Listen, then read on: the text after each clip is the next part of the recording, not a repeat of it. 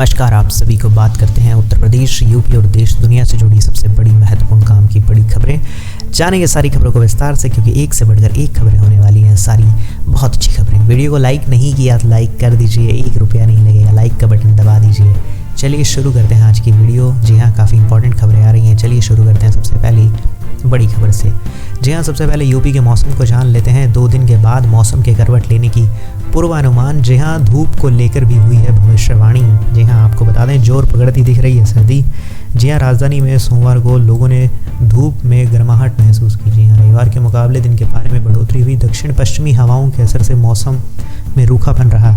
आंचलिक मौसम विभाग जी हाँ, बता दें विज्ञान केंद्र लखनऊ के वैज्ञानिक अतुल कुमार सिंह का कहना है अगले 24 या लगभग 48 घंटों में लखनऊ के तापमान और मौसम में कई दिनों में बदलाव देखने को मिलेगा और मौसम काफ़ी बदल जाएगा। जी हाँ, इस बार सर्दी पड़ेगी थोड़ी कम। जी हाँ, ऐसा बताया जा रहा है। बाकी देखते हैं क्या होता है, आने वाले समय में पता चलेगा। सर्दी अभी आई कहाँ है। जी हाँ, ये तो सिर्फ दिसंबर की शुरुआत है। आपके यहाँ पे कितनी सर्दी पड़ रही है कमेंट्स में बताइएगा ज़रूर, ताकि पता चले ठिठुरन वाली सर्दी है कि नहीं। चलिए इसी के बाद बात करते हैं अगली बड़ी खबर की तरफ। किसानों से बात क्यों नहीं हो रही है। जी हाँ, उपराष्ट्रपति जगदीप धनखड़ ने मोदी सरकार पर की है सवालों की बौछार। आपको बता दें उपराष्ट्रपति ने कहा है गत वर्ष भी आंदोलन था, इस वर्ष भी आंदोलन है, काल चक्र घूम रहा है, हम कुछ कर ही नहीं रहे। पहली बार मैं महसूस कर रहा हूँ कि विकसित भारत हमारा सपना नहीं लक्ष्य है। दुनिया में भारत कभी इतनी बुलंदी पर नहीं था। जब ऐसा हो रहा है तो मेरा किसान परेशान और पीड़ित क्यों है। जी हाँ, वाकई में ये सवाल उठा है और इस सवाल का जवाब क्या होगा वो तो आने वाला समय बताएगा, लेकिन देखते क्या होता है। वाइस प्रेसिडेंट ने कहा कृषि मंत्री जी, एक एक पल आपका भारी है। मेरा आपसे आग्रह है, कृपया करके मुझे बताइए क्या किसान से वादा किया गया था, किया गया वादा क्यों नहीं निभाया गया, वादा निभाने के लिए हम क्या करें। जी हाँ, ऐसी चीज़ें हुई हैं। बाकी आपको क्या लगता है जो किसानों से वादे किए गए थे वो पूरे हुए या नहीं, लिखित में वादा हुआ था उसका क्या हुआ। हम किसानों को हक देने में कंजूसी क्यों कर रहे हैं। हम अपनों से नहीं लड़ सकते, भारतीय आत्मा को परेशान नहीं करना है। जी हाँ, आपका सवाल जो भी हो इसके लिए मैं आपसे कमेंट चाहता हूँ। आप बताइए मुझे कमेंट्स में नीचे जाना, लिख के बताना कि क्या किसानों के लिए जो बातें हुई थी वो मिल रही हैं या नहीं, क्योंकि आप सब लोग, काफ़ी लोग किसान भाई लोग इस वीडियो को देखते हैं, इसीलिए कमेंट्स में ज़रूर बताइएगा। चलिए इसी के बाद बढ़ते हैं और जान लेते हैं अगली बड़ी खबर। जी हाँ, आपको बता दें साउथ कोरिया में मार्शल लॉ से बवाल, संसद में फैसले के खिलाफ मतदान, हिरासत में कई विपक्षी सांसद। आपको बता दें साउथ कोरिया में मार्शल लॉ से ऐसे समय लगाएगा जब संसद में सरकार और विपक्षी दल के बीच कुछ विधेयकों को लेकर मतभेद है और संसद में फैसले के खिलाफ मतदान हुआ। कई विपक्षी सांसद हिरासत में लिए गए हैं। जी हाँ, काफ़ी सारी ऐसी चीज़ें देखने को मिली हैं। चलिए इसी के साथ बढ़ते हैं और जान लेते हैं अगली बड़ी खबर। जी हाँ, अगली क्या खबर आई है उसी के बारे में आपको बताते हैं। जी हाँ, यूपी में फ्री बिजली का लाभ पाने के लिए क्या करना होगा, ये करना होगा काम। आपको बता दें किसानों को 31 जनवरी तक का मौका। यूपी के मध्यांचल में निजी नलकूप कनेक्शन के किसान फ्री योजना का लाभ नहीं ले पा रहे हैं, क्योंकि उन्होंने मार्च 2023 तक अपना पुराना भुगतान नहीं किया है, इस वजह से। जी हाँ, तो पुराना भुगतान करके उसके बाद आप रजिस्ट्रेशन कराएं। बाकी जितने भी नलकूप हैं किसानों को अभी तक दूर हैं, जो नहीं मिले हैं, वो सबको मिल जाएंगे। टेंशन की बात बिल्कुल भी नहीं है। तो आप बेफिक्र होकर आराम से जो भी टेंशन उसे दूर करिए और अच्छे से इस योजना को लाभ लेने के लिए बस बिल जमा कराना ज़रूरी है। और इन जिन पदों में किसानों ने कराया है पंजीकरण पोस्ट करके पढ़ लीजिएगा। बरेली मंडल का क्या हाल है वो भी आप देख सकते हैं।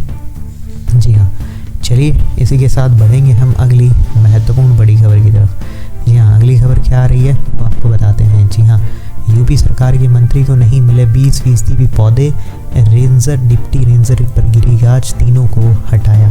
जी हाँ, आपको बता देना चाहते हैं यूपी में सरकार के द्वारा बड़े पैमाने पर कराए गए पौधारोपण को कई जगह विभागीय अधिकारियों ने ही पलीता लगा दिया। जी हाँ, प्रयागराज के 2 दिनी दौरे पर पहुंचे पर्यावरण वन जलवायु परिवर्तन विभाग के स्वतंत्र प्रभार राज्य मंत्री डॉक्टर अरुण सक्सेना के निरीक्षण के दौरान वहां कराए गए पौधा रोपण की कलई खुल गई। जी हाँ, काफ़ी हालत ख़राब देखने को मिली इस चीज़ में। 20% पौधे ही नहीं मिले, जो मिले वो इस कदर बेतरतीब थे कि उन्हें पॉलीथीन तक नहीं हटाएगी। मंत्री के निर्देश पर सोरमा के रेंजर, डिप्टी रेंजर और वन रक्षक को हटा दिया गया। जांच के आदेश भी दिए गए। वाकई में देखा जाए तो वृक्षारोपण तो पूरे मन से करना ही चाहिए। चलिए इसी के साथ बढ़ते हैं और जान लेते हैं अगली बड़ी खबर। जी हाँ, आपको बता दें महाकुंभ के लिए मोदी सरकार ने भी खोला है खजाना। जी हाँ, आपको बता दें केंद्र से 105 करोड़ की पहली किस्त जारी। जी हाँ, आपको बता दें 2025 में होने वाले महाकुंभ को लेकर प्रयागराज में तैयारियां जोरों शोरों पर है, लेकिन योगी और मोदी सरकार ने महाकुंभ के लिए खजाना खोल दिया। जनवरी महीने में शुरू हो रहे हैं इस योजना से पहले केंद्र सरकार ने बड़ा तोहफा दिया है। जी हाँ, काफ़ी बड़ा तोहफा है। सूत्रों के अनुसार केंद्र सरकार ने 2100 करोड़ रुपए की विशेष अनुदान सहायता राशि स्वीकृत की और उसकी पहली किस्त 1050 करोड़ रुपए जारी भी हो गई है, जो वाकई में बहुत बड़ी चीज़ है, जो कि महाकुंभ की योजना के आयोजन में खर्च कर रही है। कोई बड़ी बात देखें तो सच में कहीं ना कहीं ये चीज़ एक है कि हाँ, इतना बड़ा खर्च करना आम बात तो नहीं है। चलिए इसी के साथ बढ़ते हैं और जान लेते हैं अगली बड़ी खबर की तरफ। जी हाँ, आपको बता दें हाल ही के अंदर राहुल गांधी को संभल से पहले ही रोक लिया जाए, डीएम ने 4 जिलों के पुलिस कप्तानों को लिखा है पत्र। जी हाँ, आपको बता देना चाहते हैं लोकसभा में विपक्ष के नेता राहुल गांधी ने बुधवार को संभल लाने की घोषणा की और इसे देखते हुए जिला प्रशासन ने एनसीआर के गाजियाबाद से संभल के बीच वाले 4 जिलों को पत्र लिखकर राहुल गांधी को अपने यहाँ ही रोक लेने की गुजारिश की है। जी हाँ, ऐसा कुछ बताया गया है। और दिल्ली एनसीआर के जिलों में नोएडा के साथ बुलंदशहर और अमरोहा के पुलिस कप्तानों को पत्र लिखा गया था और उसमें राहुल गांधी को रास्ते में रोकने की बात की गई। और आपको बता दें डीएम ने अपने पत्र में यह भी स्पष्ट किया कि 10 दिसंबर तक संभल में बाहरी लोगों और नेताओं का आना पूरी तरीके से प्रतिबंधित बताया गया है। जी हाँ, ऐसा कुछ बताया गया है। बाकी चलिए इसी के बाद बढ़ते हैं और जान लेते हैं अगली बड़ी खबर की तरफ। जी हाँ, मैं तो दिल्ली आना ही पसंद नहीं करता, केंद्रीय मंत्री नितिन गडकरी ने ऐसा आखिरकार क्यों कह दिया। जी हाँ, यूनियन मिनिस्टर नितिन गडकरी से he does not want to visit Delhi because of pollution. जी हाँ, राजधानी दिल्ली में प्रदूषण का स्तर इस प्रकार लगातार बढ़ रहा है कि केंद्रीय मंत्री नितिन गडकरी ने कहा कि दिल्ली इसलिए नहीं आने का मन है क्योंकि यहाँ प्रदूषण का स्तर काफ़ी ज़्यादा है। उन्होंने बताया कि दिल्ली में अक्सर उनको संक्रमण हो जाता है और नितिन गडकरी ने कहा कि प्रदूषण कम करने का सबसे अच्छा तरीका जीवाश्म ईंधन की खपत को कम करना है। जी हाँ, ऐसा कुछ उन्होंने बताया। बाकी आप बताइए, आप दिल्ली में कैसे रह पा रहे हैं? कमेंट्स में आप ज़रूर बताइए कि आप रह पा रहे हैं कि नहीं रह पा रहे हैं, आपकी क्या हाल है। प्रदूषण से निपटने के लिए उन्होंने सुझाव भी दिया कि जीवाश्म ईंधन की खपत को कम करना होगा। जी हाँ, चलिए इसी के साथ बढ़ते हैं और जान लेते हैं अगली बड़ी खबर। बिजली कंपनियों के निजीकरण के साथ 23 जी हाँ 1818 कर्मचारियों को हो जाएगी छुट्टी, संघर्ष समिति का दावा। आपको बता दें यूपी बिजली कंपनियों के निजीकरण से हज़ारों कर्मचारियों की नौकरी चली जाएगी। यह दावा विद्युत कर्मचारी संयुक्त संघर्ष समिति ने पावर कॉरपोरेशन द्वारा जारी किए प्रश्नोत्तरी के बाद किया है। जी हाँ, इसमें ऐसा बताया जा रहा है। बाकी आने वाले समय में कितना होगा, इसमें कुछ लोगों का नुकसान हुआ आने वाला समय बताएगा। 23,818 कर्मचारियों की एक साथ ही निकाल दिया जाएगा, ऐसा बताया जा रहा है। बाकी देखते हैं, इसके बारे में कोई अपडेट आएगा तो मैं आपको बता दूंगा, ठीक है। और कुछ अपडेट आएगा इसके बारे में कोई जानकारी आएगी तो ठीक है। चलिए इसी के साथ बढ़ते हैं और जान लेते हैं अगली बड़ी खबर के बारे में। जी हाँ, आपको बता दें दिल्ली सरकार का बड़ा ऐलान, निर्माण कार्यों पर बैन से प्रभावित मजदूरों को देगी 8,000 रुपये। जी हाँ, दिल्ली सरकार ने पोल्यूशन की रोकथाम के लिए निर्माण कार्यों पर लगाए गए प्रतिबंधों के कारण प्रभावित होने वाले मजदूरों के लिए बड़ा ऐलान कर दिया है। जी हाँ, और ये ऐलान में आपको बता देना चाहते हैं 90,000 से अधिक पंजीकृत मजदूरों में से हर को ये 8,000 रुपये की आर्थिक मदद दी जाएगी। जी हाँ, बता दें प्रदूषण की रोकथाम की ग्रैब को तहत 18 नवंबर को निर्माण कार्यों पर प्रतिबंध लगा दिया गया है, इसलिए ये चीज़ हुई है। 5 दिसंबर को वीडियो कॉन्फ्रेंस के जरिए पेश कर ये जानकारी निर्देश दिए गए थे। जी हाँ, ठीक है। चलिए इसी के साथ बढ़ते हैं और जान लेते हैं अगली बड़ी खबर।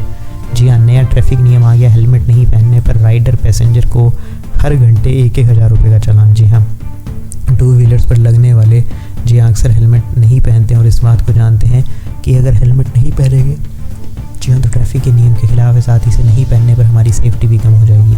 जी हाँ, इसमें आपको बता दें एक सख्ती दिखाई गई है। जी हाँ, ऐसे में अब 2 व्हीलर वालों से लेकर पीछे बैठने वालों को भी चालान लगेगा, 1,000 का चालान लगाया जाएगा। जी हाँ, आपको बता दें अब 2 कैटेगरी में ई चालान मशीन हुई, पहली 2 व्हीलर के लिए और दूसरी पिलियन राइडर्स के लिए। यानी दोनों हेलमेट नहीं पहना है तो जुर्माना मशीन के जरिए 1,000 रुपये का चालान काट कर वसूला जाएगा और ये नियम बच्चों बड़ों सब पर लागू होगा।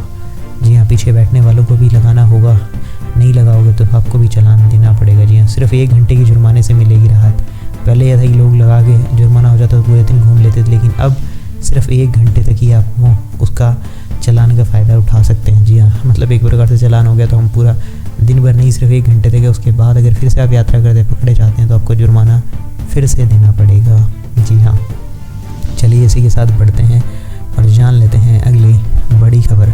जी हाँ, आपको बता देना चाहते हैं केंद्रीय कर्मचारियों की बल्ले बल्ले महंगाई भत्ते के साथ जी हाँ ये रही भारी इजाफा, मिली है बड़ी राहत। आपको बता देना चाहते हैं कर्मचारियों को 3 माह का एरियर भी दिया जाएगा। वहीं अन्य भत्ते भी उपलब्ध होंगे। महंगाई भत्ता बेसिक सैलरी के 50% से ज़्यादा होगा। तो वाकई में सरकारी कर्मचारियों की तो बल्ले बल्ले 53% होने के बाद भत्तों में हुई है बढ़ोतरी। सच में कर्मचारियों की तो बल्ले बल्ले हो गई है। जी हाँ, चलिए इसी के साथ बढ़ते हैं और जान लेते हैं अगली बड़ी खबर के बारे में। जी हाँ, सुनते आया हूँ कि कानून की नज़र में सब बराबर होते हैं, लेकिन सच्चाई तो कुछ और ही है, पीएम मोदी ने कहा। जी हाँ, प्रधानमंत्री नरेंद्र मोदी ने कहा 1857 में देश का पहला स्वाधीनता संग्राम लड़ा गया और उस 1857 के स्वतंत्रता संग्राम में अंग्रेजी हुकूमत की जड़ें हिला दी थी। तब जाकर 1860 में अंग्रेज आईपीसी लाए थे और कुछ साल बाद सीआरपीसी का पहला ढांचा अस्तित्व में आया और इस कानून का मकसद यही था कि भारतीयों को दंड दिया जाए, उन्हें गुलाम रखा जाए, ऐसा उनका कुछ कहना था। जी हाँ, प्रधानमंत्री नरेंद्र मोदी पंजाब के चंडीगढ़ में पहुंचे। यहाँ पर 3 दिन रहे नए आपराधिक कानूनों के सफल कार्यान्वयन के लोकार्पण के मौके पर प्रधानमंत्री मोदी ने नागरिकों को संबोधित किया और इस दौरान उन्होंने कहा कि ऐसे वक्त में जब देश विकसित भारत का संकल्प लेकर आगे बढ़ रहा है, जब संविधान के 75 वर्ष हुए हैं, तब संविधान की भावना से प्रेरित भारतीय न्याय संहिता के प्रभाव का प्रारंभ होगा और बहुत बड़ी बात है। जी हाँ, जब आज़ादी की शुरुआत आई थी, जी हाँ, कुछ चीज़ें ऐसी उन्होंने बताई है, आप पूछ करके पढ़ सकते हैं। बीएनएस का मूल मंत्र है सिटीजन फर्स्ट।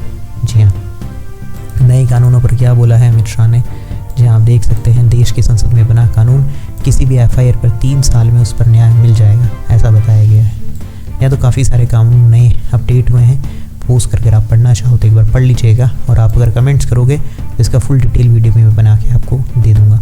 तो ये थी उत्तर प्रदेश, यूपी और देश दुनिया से जुड़ी सबसे बड़ी महत्वपूर्ण काम की बड़ी खबरें। कैसी लगी आपको सारी खबरें मुझे कमेंट्स में बताइएगा। वीडियो अच्छा लगा तो वीडियो को लाइक कर दीजिए, चैनल को सब्सक्राइब नहीं करता तो सब्सक्राइब करके घंटे के निशान को दबाना मत भूलिएगा। मैं मिलूंगा ऐसी अच्छी और वीडियो के साथ, तब तक के लिए जय श्री राम, जय हिंद, वंदे मातरम।